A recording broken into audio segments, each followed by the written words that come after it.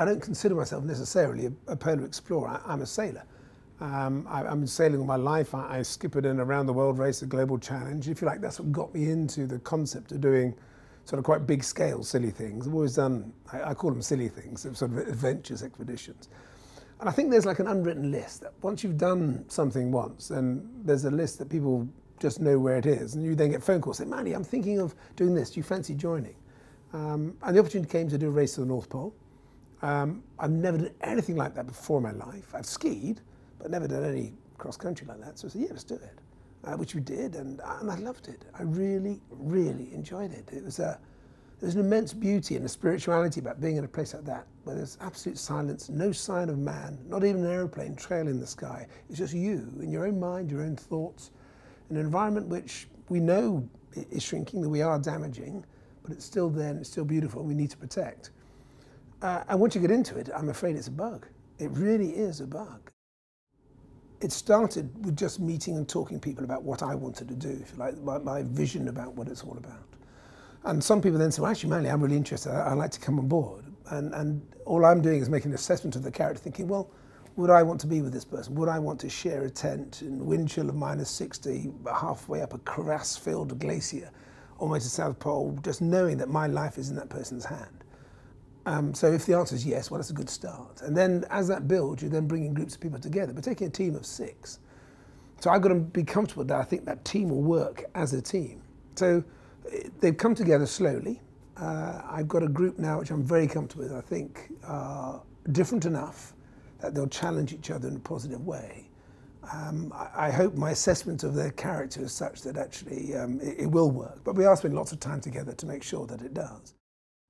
Well, I'm heading up, if you like. So if the vision, the inspiration, the passion to get it going in the first place, the humility to know that I can't do it on my own, and I need my team to do it. And I've got a group of fantastically capable guys, and I'm handing stuff over to them because I have to, and we need to. I'm one of these really slightly annoying people that even first thing in the morning with a hangover, I'm quite chirpy.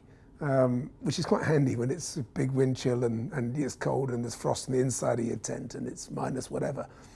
So I'm a sort of so much optimism and stuff, which actually helps a great deal as well. So I'm quite good at motivating, keep people going.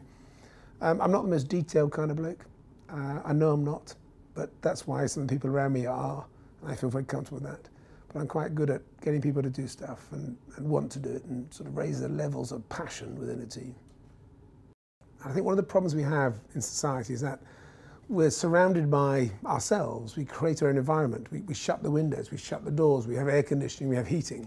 We use great expanses of land or fuel to do stuff. We have intensive agriculture, which means we have a monoculture, 10,000 acres of almond trees. We're not in contact with the world. We've lost that element. We've lost touch. And I think without that, we lose a lot of ourselves. We lose a lot of our spirituality. We lose a lot of our own connection. And even in between man and man, the West is growing, the capitalist centre, but we're doing it at the expense of other parts of the world, which I don't believe should be the case. I think if we touched into this spirituality and culture and difference and accepted it and learnt it more, rather than challenging it or changing it, I think we'd do far better. As a sailor, the concept you having to look after yourself is absolute. When you get rid of the lines, you're out of sight of land, you're on your own in the ocean. This element of self-dependence and self-reliance is, I think, the only time we're really free. I don't think we're really free, if you like, because we're inside our confines of our society. And being free is quite liberating.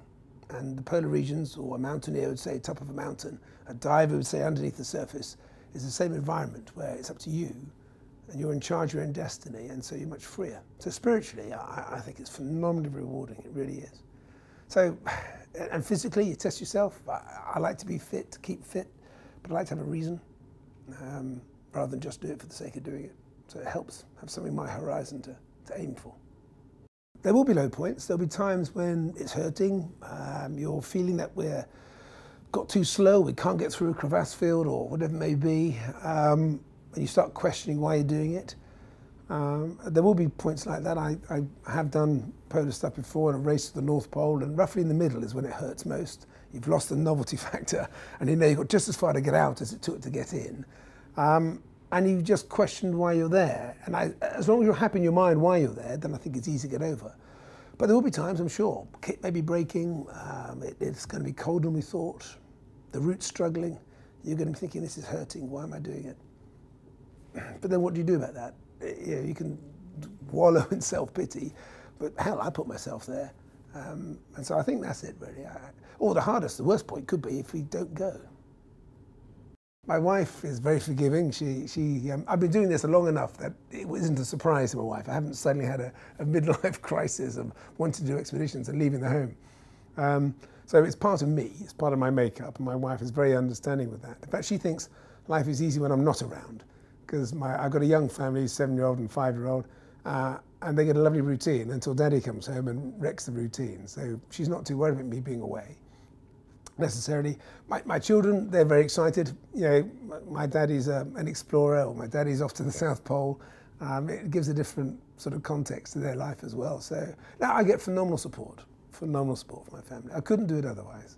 To me, that's quite clear. I guess arriving at the South Pole with the record, splendid, marvellous, and I know that's going to be quite emotional.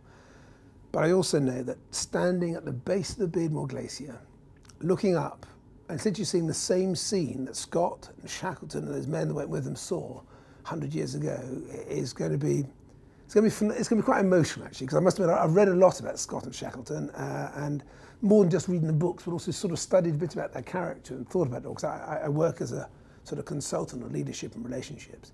And just to be there, I'm not pretending to be them. I'm in a different world, a different context, communications are simple, but just to look at it, and maybe a couple of the crevasses have moved a few feet in the last 100 years, but just to see that, and imagine what would have gone on in their mind at the time. I know if the tears can come out without freezing, I'm pretty sure at the time, and there'll be floods, I'm sure.